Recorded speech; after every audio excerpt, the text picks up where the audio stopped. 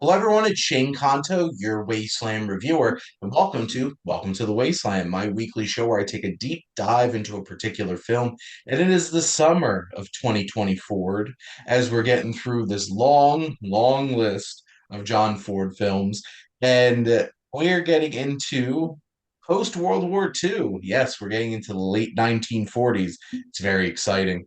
And we're going to be talking about The Fugitive. No, does not have Harrison Ford or Tommy Lee Jones in it, as Henry Fonda in it. And joining me for this episode is my friend Alice from SiftPop. Alice, thank you so much for coming on. Oh, thank you so much for having me. Yeah, I have to say, you're like post World War. I'm like, just like 2 years, like just Literally, like yeah, right after. yeah. Because like it was so crazy because I did They Were Expendable a couple of weeks Mm. ago, and it's just like this came out like December 45. It's like crazy. Yeah. And He was like, the war is over, but not for me. never John Ford. Who was there making propaganda films, which those were interesting too. But for those who haven't tuned into the show before, we have three segments. So we have coming attractions for June 21st. Then we will talk about our feature film. Then we have some recommendations for you. And coming out June 21st, probably the biggest film, which Alice, what has you excited about the Bikeriders? Excited's a strong word. um, There. I would say, like, I mean, I saw the trailer for the first time literally the other day, and it looked interesting. I think I don't know why something about just, bike gangs is not it feels like because of Sons of Anarchy, I'm still, I guess, getting over the saturation of that Mhm. genre due to that show existing. So but the time period makes it kind of interesting. I mean, Tom Hardy, Jodie Comer are actors I really enjoy. I'm always interested in seeing if Austin Butler can break away from Elvis. He did very well in Dune Part 2. Will he do well in this? Probably not because of the time period, so he can get away with it. But really, if it gets enough like buzz, I'll probably make the time to go see it. Yeah. I got to see it a couple weeks ago, and I Mm. won't get into details, but like it has a stacked cast because outside of that, Michael Shannon's in it because it's a Jeff Mm. Nichols movie, so that makes sense. Yeah. Him popping up in it, and like Norman Reedus is in it as one of the Mm. motorcycle gang members. All the It's people that just look like they'd be in a motorcycle gang. exactly. Yeah. And Tom Hardy, were there moments where I couldn't understand what he said? Correct. Yeah. But like he's basically doing a Brando from the Wild One. But the thing Yeah. is, the looks that that man can do that sends a shiver down your spine. It Mm. works. He's that good. And yeah, Austin Butler really fits in to this film specifically. And like I feel even like Mike his Fit. agent got this when he wasn't able to break out of the Elvis voice and was like, "You are doing this film just so that we have something." Well, that's the thing because this probably was shot before Dune. Oh Mm, no, mm. because like this has been pushed back so much. I know. Like this is supposed to release in December. And what's hilarious is I was in a movie a couple weeks ago at a small theater, and they were still playing the old trailer from the previous production Yeah. studio that still said releasing this December. And I'm like, this is going to confuse all the 80-year-olds in Yeah. the theater with me, who are the mostly the clientele at Montgomery Cinemas. Yep. But no, I was excited about it. I think it's worth checking out, especially like we talked at length before we hopped on that like movies are in a weird Hmm. place right now. I think this is Yep. a nice film to go check out.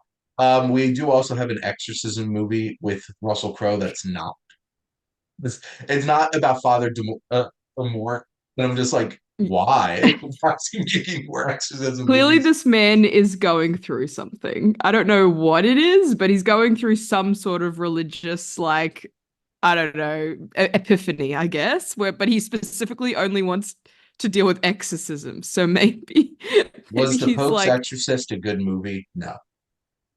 Was Russell Crowe way too good for that movie to deserve? Yes. He was so Yeah. committed to that performance, and I could listen to him be a fun Italian priest riding a moped on a Vespa. I'm down. I'm down for it, I but I don't just, think I that's going to just, happen in this one. yeah, and I just don't think we need any more exorcism movies. I think it's just one of those things where I'm like, what are you going to do that The Exorcist didn't? Like, Didn't I do. think we're done. Like, nobody cares about watching a priest yell at a demon for an hour and a half. Like, and it always ends in a similar sort of way. I just think that there are other, even if you want to go down the religious route or the possession route, I just don't think an exorcism is interesting anymore. And I doubt this will make money because even Russell Crowe isn't like that big of a pool anymore. Well, So yeah. this movie, like nobody's aware of. So Yeah. like this is not going to make money. No. And the only movie making money probably the rest of June up until the last weekend is going to be Inside Out too. So Yes. which comes out the week before this episode. Yes. But we have a couple other small things like Humanist Vampire Seeking Consenting Suicidal Person. Mm-hmm. Um, Crazy title. Firebrand with Jude Law and Janet Planet from A24 and Thelma with June Squibb. But the one that I'm most excited about is there's a new Yorgos Lanthimos film that comes out like 6 months after his last one. And like Um, classic Yorgos Lanthimos films, I have no clue what this is about. no, but that first trailer was a vibe. That Oh, like I mean, it was just remix. I honestly I could watch Emma Stone dance for the entire. If it was a movie, it was an hour and 40 minutes of just Emma Stone dancing like that. I think I would watch it. I would just sit there and be like, "Oh, that was really interesting." Like because it's very like I this is a weird term, but it's very charismatic dancing. Mhm. It's watching that trailer with like it's her dancing slow motion Willem Dafoe intimate shot just going like Yeah.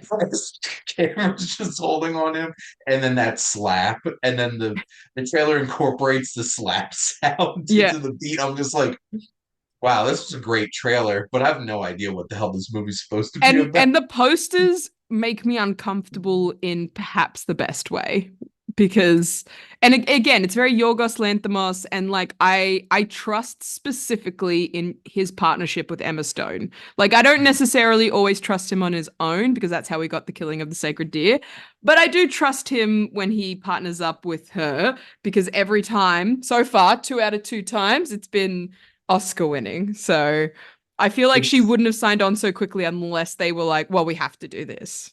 Emma Stone's and her I'm a uh cool hip actress era of doing stuff with Nathan Fielder and doing with Yorgos Lanthimos.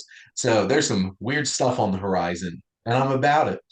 So this is an interesting weekend. I don't think the Bikeriders is going to make much money. How the box office has been going, and nobody's going to see The Exorcism except No, for I me. think it's just gonna. I think it's just gonna be people going to go see Inside Out 2, a second time, or just if they didn't have a chance to see it last week, because it got sold out or whatever. I feel like that's gonna be the big money maker.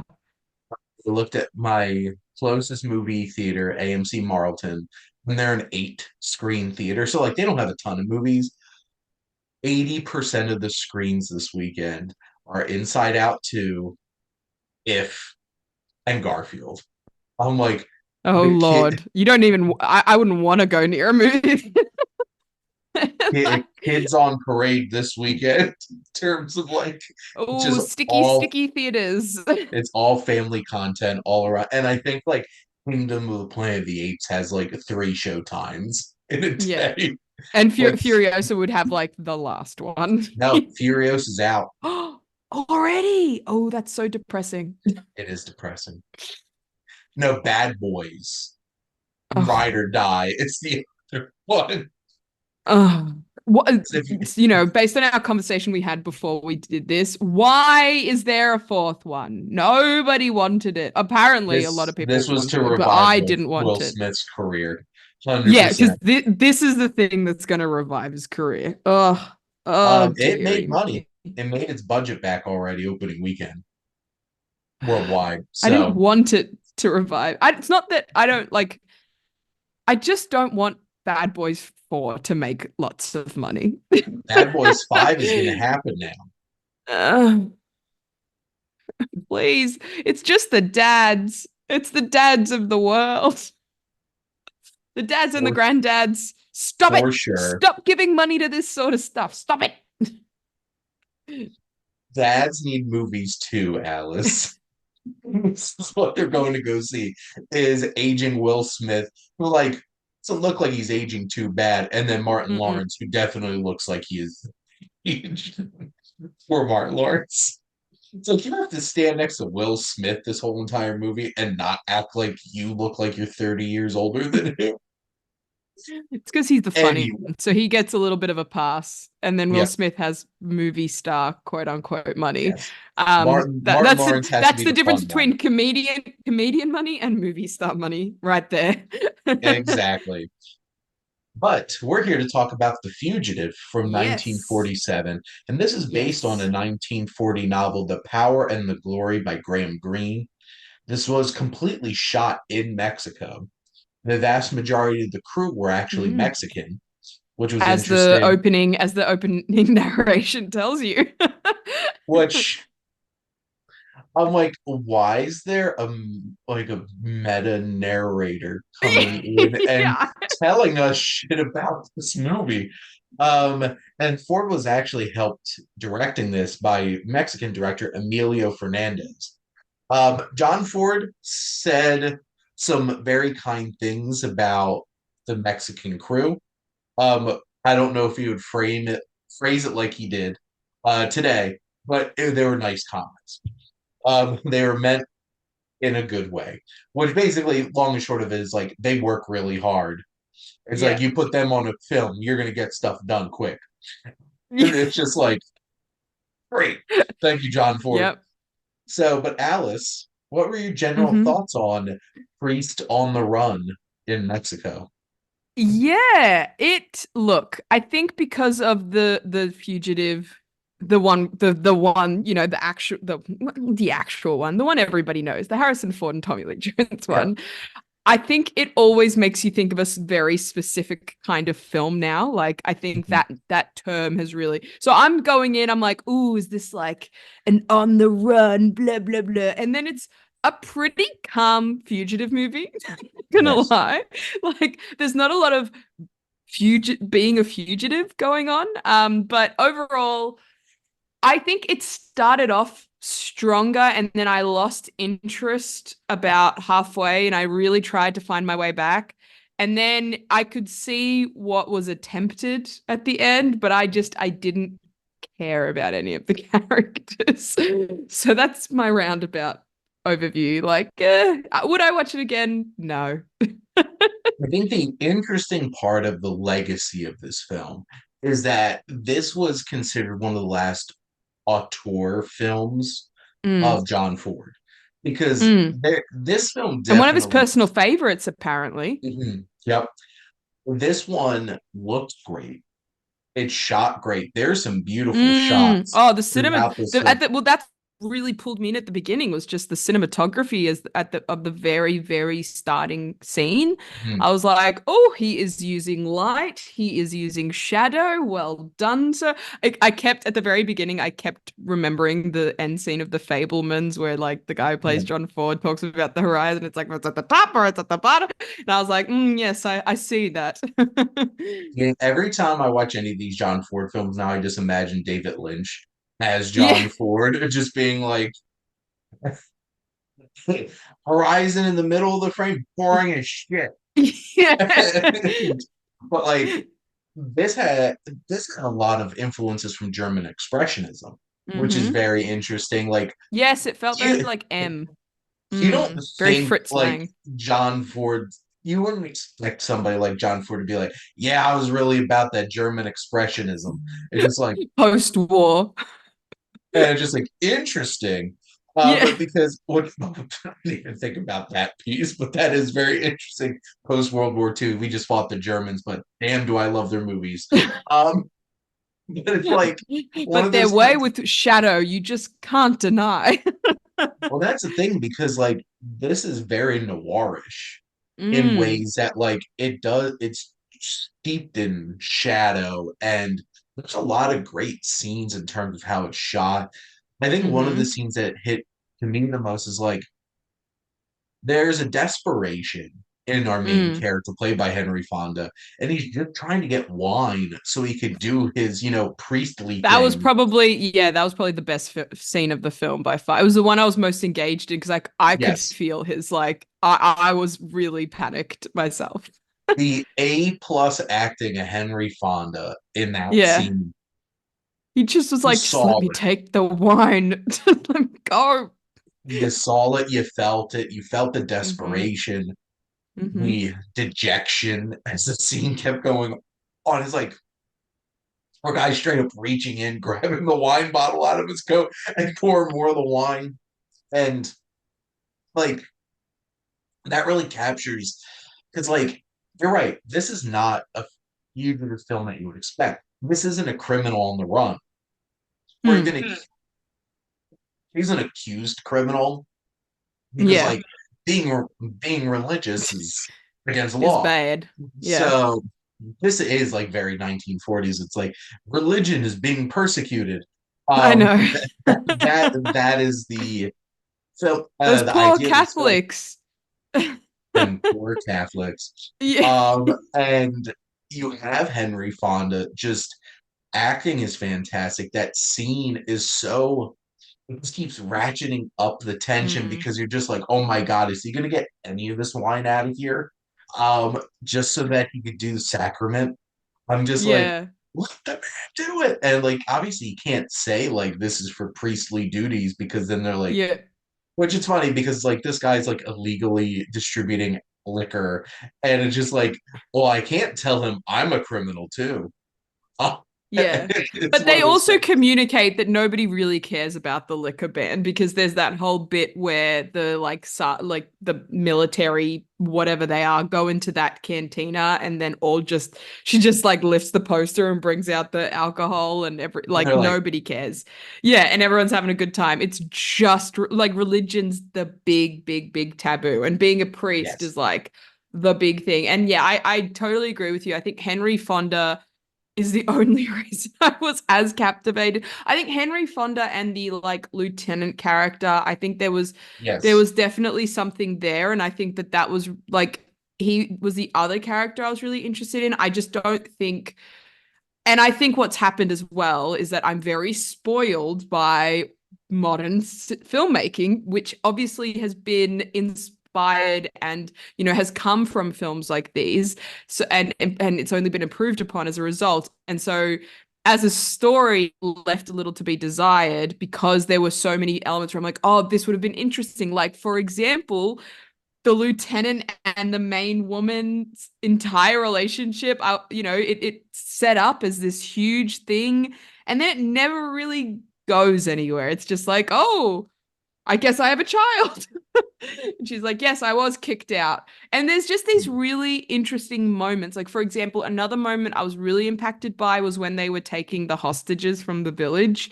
And then that guy steps forward and is like, please take me. He has a family. Please take me. And then the police are like, well, you wouldn't be a very good hostage then. I was like, oh, that was a really well done scene. Even though in the next scene, Henry Fonda's like, well, I'm off on a boat. Like I'm like, okay, I guess all those people are gonna die then. this film struggles narratively because there's no Mm. cohesive Mm-hmm. beats to it. It Yeah. feels very episodic. It feels Yeah. very like here are just examples of how this tyranny of religion can affect this country. And basically, we just have, as credited in the credits, a fugitive Yeah. played by Henry Fonda just being there as our Yeah. conduit because us white us white people need to have a white person there for us to understand all of this goings Yeah. on here. But no, Pedro Armendariz, who Mm. plays the lieutenant of the police, he now there's like a string of John Ford films that he's in. So like this was Yeah. like his big breakout film was Yeah. this, and he was really good. And yeah, I feel like this film is a film of potential because there was a lot Yes. of potential and a lot of things you could have explored. And Dolores Del Rio as well. Like, there's just so Yeah. many pieces here that, That would make a very interesting whole. A very interesting. And actually, because we were speaking before recording about, prequels, sequels, that sort of thing. This is exactly the sort of thing that I think could do very well if it was remade, where it's like yes, it has its historical enough, but nobody's going back to watch it. There's a lot of improvements that can be made. And I think you're right, it is very episodic. So easily could be a mini series, or you could just yeah, really tighten up the story and make it a movie. But this is exactly the sort of thing that I think also would be really interesting to explore nowadays because of the religious aspects of it. Because I think, especially nowadays where you can be Catholic and it's totally fine. yeah. No, like Except, in except here in the United States, those yeah. religious people will tell you they're being persecuted. Yeah, well, yes, of course, but you're not going to get lined up and shot in Western No, in America and Australia and that anyway. So I think that's an interesting thing to explore as a almost exercise in empathy and sympathy and be like, yes, it is just a cycle. It doesn't, at one point every religion has undergone or lack thereof has undergone persecution. yeah. These are themes that I think would do really well, and I think that there was an attempt at exploration with a 1947 post-war mentality that didn't quite hit. I feel like if you were back then in 1947, then watching it, it would have been maybe different. You would have been like, oh my God, so interesting. But nowadays, I'm just like, this, I have seen stuff that does this better, and I wanted more from it. Yeah, all the pieces were there. It was Mm. incredibly well shot. And from an atmospheric standpoint and from an acting standpoint, like it's Mm. there. It's just this film didn't come together in Mm. the end for what I felt like there were certainly stretches in the second act into the third act where I'm just like It's a, twiddling thumbs and just being like, yeah. what, move along. Also, I'm going to continue my trend of there was a Ward Bond sighting. But because Mm. Ward Bond is like the most popular character actor in John Ford cinema, because Yeah. he's been in so many of his movies. But Yep. why was he in this movie? El Gringo? Like, what? Yeah. Like, I don't know what this character added to this film to do anything except for that one fun scene at the beginning where it's like he walks What? by his wanted sign and just like Yes. doodles on it. There's a little doodle on it. But that's what I mean. I think that there's so many things that Mhm. get set up and never ever paid off. Like I remember being like at the same time kind of bored in that second stretch, but then also being like, but there's only how are we going to wrap all this up in 20 minutes? And the answer is we don't. we don't wrap it up. Yes. So yeah, I think that yeah, he shows up and even the music's very ominous when he Yeah. shows up and you're like, ooh, he sees the posters, you're like, what's he going to do? And then he's just dying at the end and doesn't even confess his sins or anything like that and is just there as a means to an end in terms of a trap being set for the priest, which I guess in and of itself could be a kind of symbolism of like he was an actual murderer and thief, but the prize for them was the Film. priest. Yeah. Him, they're like, we'll just, whatever. But like, they really wanted the priest who was only helping people.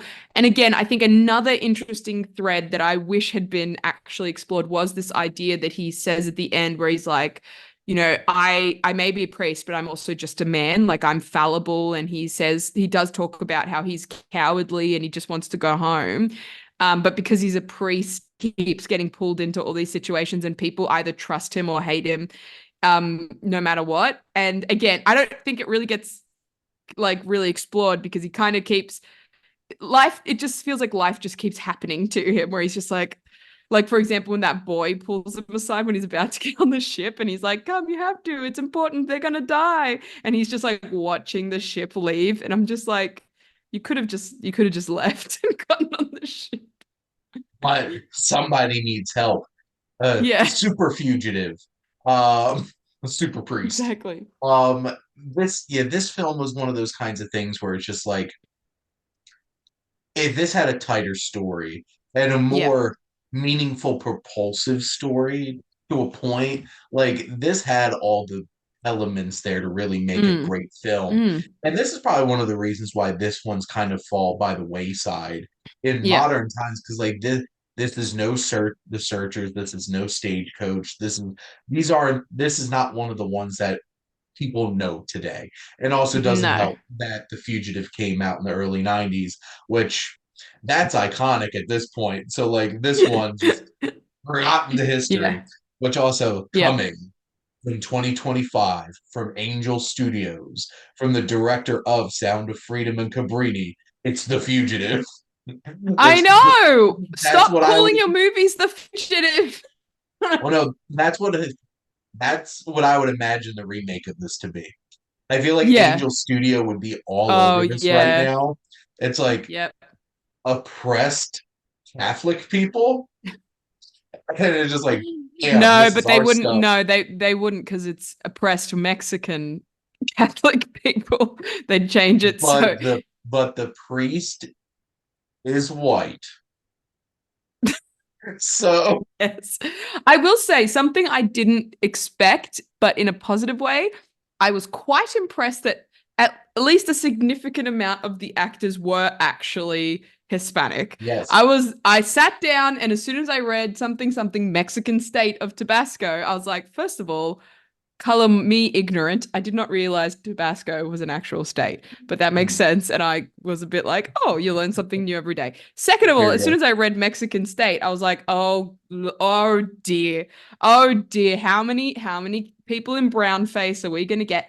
Not really. They were all, I think, and that helped. That is probably part of the Hmm. reason for the opening narration and the Yeah, co-directing. But again, I don't think anyone else at the time would have done something like this. You know, they would have just slapped people yes. in brown face and just like shot in Arizona or something. Which Fort Apache is going to be my next episode, which honestly Yeah. is one of the most respectful films of Native Americans of that Mm. era. And it's just like, good for you, John Ford. Yeah. Good for you. Going from all these Confederate sympathy films to being like the one guy making westerns that are considerate of other people's cultures. Not white people are people too, but only if there's a white savior at the center of it. Well, it is 1940. It does have to Yeah. have. Yeah. Which also, this just reinforces Henry Fonda was Yes. one I of the mean, it best makes actors sense. alive. Jane Yeah. Fonda came from Henry Fonda. There was no way he was going to be a terrible person based on everything she's ever said about him and the films he's done and stuff. So I totally believe he would do this film because he would be like, no, this is an important film. We need to get this out there. And obviously, yeah, you're right. It also started the career of Pedro. I'm gonna butcher the name, but Pedro Armendariz. Yep. Armendariz, is that? Yeah. Because he ends up being a main character in a Bond film as Yes. well. I was sitting there watching this. Is like I've watched every single Bond movie way too many times, and I'm just Yeah. sitting there and like he comes on the screen. I'm like, oh my god, that's the guy from what Russia with Love. Yeah.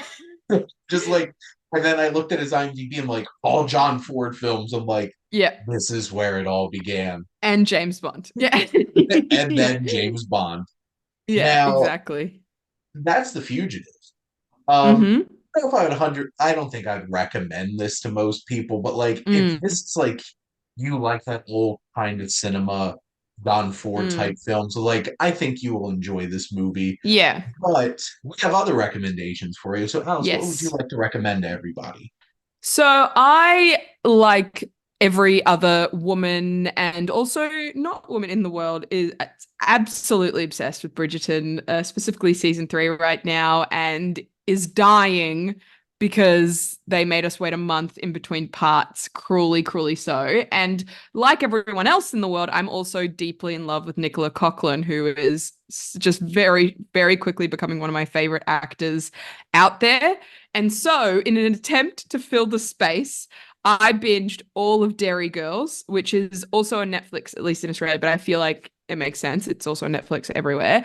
And it is maybe one of the very funniest shows I've ever seen in my entire life. So the concept and the reason I'm recommending it, even though I everyone I know knows about it, I feel like this is something that maybe a lot of people in like Australia and the UK know about, but not a lot of Americans know about. So it stars Nicola Coughlan, obviously, but also has, a lot of faces who you'd now recognize who started on this show. Basically, it's set during the 90s, during the civil war between Northern Ireland and the Republic of Ireland. But that's the backdrop of essentially this group of of girls and one boy who attend a school in Northern Ireland in Derry, hence the name Derry Girls, and just kind of get up to shenanigans. So it is Shenanigans. the yes, it's quintessentially a British show. So if you like any sort of British comedy, I'm talking, IT Crowd, Black Books, Father Ted, like anything like that. This is like that. But honestly, I was crying from laughter. So they start off 15 years old, but you follow them. There's also stories you follow with the parents as well. And it's so funny. From the first episode, I was crying with laughter. And it's one of those like, awesome British shows where it's like things are happening and then the episode ends and then it's fine. We've reset for the next episode. It's not like it's not it's episodic. So it's not like the episodes kind of all pull into each other, besides the fact that they're all on the backdrop of this civil war and it does kind of filter in from time to time, but it also very much filters in the way in which like an Irish person would deal with it where it's like, like for example, there's a whole bit with a bomb on a bridge and everyone's just complaining about how it made them late for work and it's going to make them late for an appointment and because it's Northern Ireland and Derry. It's a very specific accent as well, which in and of itself they definitely use. And it's just very tight. It's only 3 seasons, and I think it's only like 18 or so episodes total. Each episode is 20 something minutes, except for the last one, which is Those like UK 48 shows. minutes. It's perfect. I've already seen it. Watched it for the first time ever, maybe like a month ago, and I've already rewatched it like 2.5 times because I watched it and then I was like to my partner, "You have to watch this with me." And then we sat down and watched, and he loved it, and we watched the whole Hmm. thing. And then I've shown episodes here and there to friends as well, and every single time it's such a hit. I cannot recommend it enough. Even if you just pop on the first episode, I guarantee you'll want to watch it. And it's just nice to watch a really, really good comedy sometimes. And obviously, as I mentioned, Nicola Coughlan is in it. She's one of the main characters, and she's hilarious. Could not be more different to a character in Bridgerton. She's my favorite personally. But then you also have, for example, if anybody watched the new Disney Plus show Renegade Now, the main girl from that is in this, but also is a completely different character with a completely different voice. And then there's a new show coming out called I think it's called Deacon something. Stand by while I pull up my IMDb history. The Decameron set during the plague, and one of the main actors from that is also the main character in this. So these actors have all gone on to do other projects since then because of the success. And yeah, I cannot recommend it enough. Please go watch it. Derry Girls. It's great. I'm double checking to see if I already have this on my endless list of TV shows to watch. I don't, but it will go on there. There you go. Yes, please. It It's one has of those things where I feel like people have heard about it a lot and been like, oh, I'll get to it. And I was one of those. I was like, I'll get to it, I'll get to it, I'll get to it. And then I finally did. And I was like, why did I sleep on this so long? And it's Why did honestly I now one of my wait? favorite shows. Yeah, Nice. exactly. So I have a couple of quick recommendations. So a new film that I watched that I really enjoyed was Am I Okay? Which just Mm. came out on Max this Yes. as of this past weekend as we're recording this. It'll have already been out on Max for a couple of weeks. So probably buried by that Mm. point. But this film apparently came out at Sundance in like 2022. So like this has been sitting on a shelf for a while. Yep. And this is definitely one of those films that if comedy wasn't in the state that it was in today, this would have been released in the theater. But the state Mm. that we're in, this is on a streaming service. And I love Dakota Johnson in this. And Sonoya Mizuno, the two of them, Mm-hmm. Lucy and Jane, the two main characters, are having a bit of a falling out as friends. I just really enjoyed their friendship. I enjoyed each of their journeys. Like Dakota Johnson's characters navigating the fact that like he's finally realizing and feeling comfortable enough to come out that he's gay. And it's just Mm. like trying to explore that. And this was funny. And like I got so invested in this friendship to the point where like, you have one of those scenes where like texting and the text comes up on the screen. Yeah. I'm like, stop the text. Yeah. And I'm like sitting there like very invested in Yeah. their friendship. And you have like Jermaine Fowler and Kiersey Mm. Clemens, Molly Gordon, and like even Sean Hayes is one of their Yeah. bosses. Like it has a fun cast too, and this is co-directed by Tig Notaro. Yeah. So that was interesting. Who pops one scene in it, as like a small cameo performance. But like I really enjoyed this. I got very invested in it. I bought into the two of them, and honestly, Dakota Johnson's growing on me because to be Mm. frank, I think she what does best when she's not in big mainstream stuff.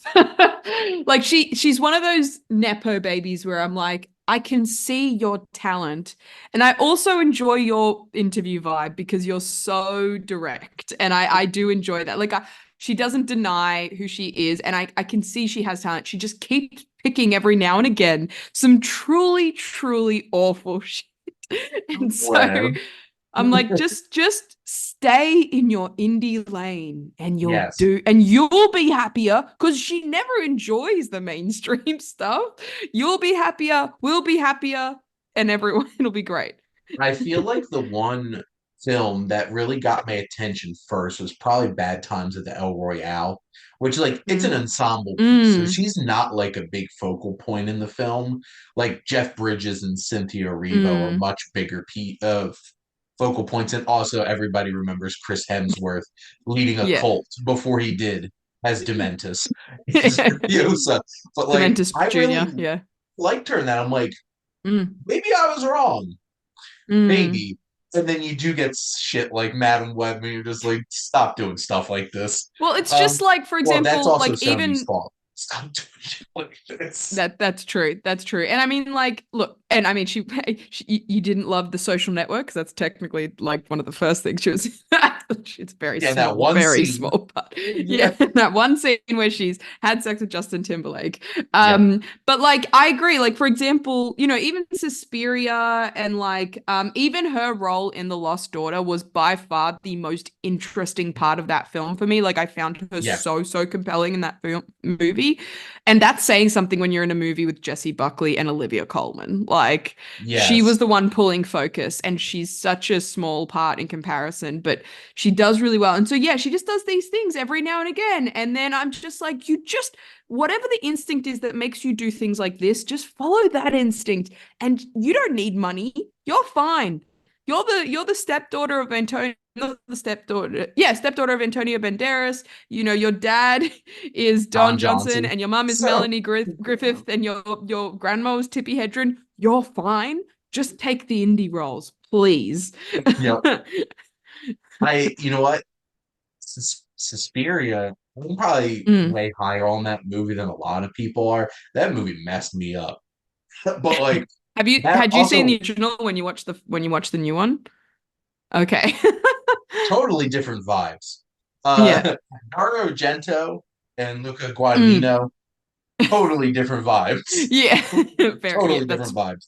One that's of fair them's enough. like, this is cool and trippy. I feel like I'm on acid. This one's like, Yeah. I'm disturbed.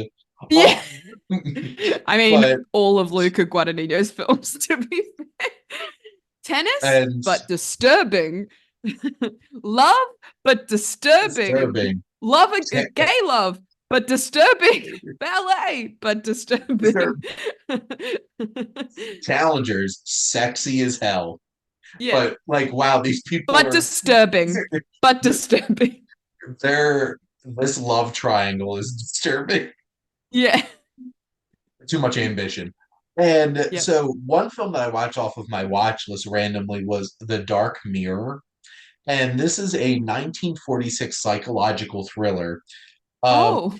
and this is like an hour and 25 minutes. So like this is a quick, easy watch too. Mm. And this, I think the biggest selling point is the police know this woman murdered somebody, but she's a Mm-hmm. twin. So which twin did it? And there's this cat and mouse game of this, and it's Olivia de Havilland who plays these two identical twins, Ooh. and it's she's so great at both of them. Thomas Mitchell is like the detective, so like Yeah. character actor of the time, Thomas Mitchell. Yep. And it's very Freudian. So like I was watching this with my wife and she's a BCBA and she's just sitting there like rolling her eyes at all the obnoxiously Freudian stuff from the 40s because Freud so hot back then. Yeah. But like if you could get past like the Rorschach tests and like all of Mm. these things, it's an interesting and compelling little film, and it's only 85 minutes. So like it's Mm. tight. Both of these were pretty tight because Did Am you I a find Problem? the mystery of it all compelling? Were you like, "Ooh," when it was all uncovered? It's one of those kinds of things where it's just like you understand probably what was really going on the whole time. It's more of like the psychological games that are being played because it's more like, will these two twins turn on each other? Mm. And it's so interesting watching Olivia de Havilland act against herself. And it's seamless. Like this is from like Mm. 1946, and it looks like there are two of her. And it's so effective. And like the effects and like how they put this all together is really impressive. So like it's a small amount of time to invest in. Mm. I think it's worth a watch. I think it's an interesting little film. And Mm. then one of my films that I rewatched that I'll be doing for an episode of the Wasteland retrospective with my wife coming out on 4th of July. He picked Jaws, which makes sense because it was coming out on the 4th Mm. of July. And what was Yep. I going to Not pair with Independence Jaws? Day? Oh, Well, my wife got to pick it, and she'd much rather watch Jaws than Independence Day. that's fair. And what was I going to pair with Jaws? Tremors. Oh, So oh no. how dare you? The first Tremors movie is No, I don't legitimately. mean I don't mean it's not good. I just mean like give her a break. Go from Jaws to Tremors. Oh. Well, no, like the funny thing is, like my wife really enjoys it because, like, my wife loves westerns, and Tremors is one of the weirdest neo westerns. It's like Mm. this is a neo western. Like Mm. it's so. This is in the middle of nowhere, Nevada, and like Kevin Bacon's a cowboy, shoveling shit and doing handyman jobs and stuff like that. But then it has giant ground worms, which are and also my wife's super into cryptids, and they're actually based off of Mongolian worms. Mm. So like Mm. Just Tremors, just to add to the nightmare fuel. yes, that like these could possibly be kind of a thing. Obviously, they don't have like the three Yeah. tentacle like little mouths like somebody watched Alien, and we're like, how Yeah. can we make this weirder? What if we made like three worms as the tongues of the Yep. graboid? Yep. Which I love Tremors. It has such a great cast. And it's the thing, this is shamelessly a B monster movie that's Mm. well put together, it's well shot, has a charismatic cast, whether it's Kevin Bacon, who was down on his luck at the time and agreed to do this movie, Fred Ward, and somehow they got Reba McEntire to be in this, Mm-hmm. and Michael Gross, who at that point was just a sitcom dad, but then would become the head of this franchise for all seven, seven Yep. entries. Which To be fair, spoiler alert, Jaws also suffered that fate. which spoiler alert, they did kill Bert in the last movie, which is why I Eventually. know this will be the last Trevor's movie. And he died heroically, acting next to John Heater, because Good. apparently Napoleon Dynamite was in the last Trevor's movie. So, but this movie is just so much fun. it's legitimately creepy, and they do a really good job with the practical effects, especially the first act where it's like you have no Mm, idea what's going on, and you're just like, mm. it's scary. And then you see the graboids. I'm like, this is really creative. Like this idea and the whole animatronic and everything. Also, you do realize that like sometimes when it's just the worm head, there's probably like a hand Yeah, yeah. like puppet or something like that. It's like sure. But it's such a fun time. And Mm. I feel like if you're a Tremors fan, you love Tremors. Like it's that kind of It's fandom. one of those things. Yep. Yeah, and I'm one of them. I watch the TV show. I own Hmm. all the movies, no matter how bad they are, which some of them are bad. Like Yes. No, bad. you know what? You didn't have to tell us that, Shay. You We probably could knew figure that that out. ourselves. Yeah, we could have figured that out ourselves. You know what would be actually interesting? Not to say that yours was, but I'm also another interesting double feature with Tremors. Nope, I feel like would be an interesting double feature. That is very interesting because it has that out west setting. Yeah, You're not yeah, quite sure what's going on, and it does yeah, turn out to be some kind of predator that we have to deal with. yeah, Um, that is very interesting. So I do films that are at least 10 years old, so technically I yeah. couldn't do it for that No. podcast, but like that's actually a really good idea, and that would be a fun double feature. Yeah, because it's Because also there's like B movie in like, mhm, B movie and like more kind of monster fun schlock yeah. versus like inspired by black exploitation, Mhm. very, also very neo-Western, very metaphorical, but also very campy in a lot of Mhm. ways. I mean, you can just wait, the 9 years or whatever, and then you can just do it then. That's probably Which the amount of time before you should watch Tremors again, so it's okay. I could literally watch Tremors whenever. I could I don't know how many times I Yeah. watched Tremors to be perfectly frank at this And point. then it's the ground versus the sky. So there you go. It's a very interesting double feature. I will ponder that quite a bit now Mm. that you brought Mm. that up. Which like Tremors wishes that it had a director. It's Jordan Peele behind it. Like I forget the director's name who did Tremors, but it's very Ron serviceable. Underwood. Mono like Mm. it's a well-made film, but it's not like Yeah. an auteur It's a director B behind it. movie. It's a B Yeah. movie, and it's okay. And It that's okay. it has country music to it. The score Hmm. sounds very kind of country Yep. western too, and it just like it has that vibe. It's going for that It's an vibe and it works 80s for movie that was technically made in the 90s. Oh, I guess it might have technically been made in it. like 89, but you know what I mean. Yeah. Exactly.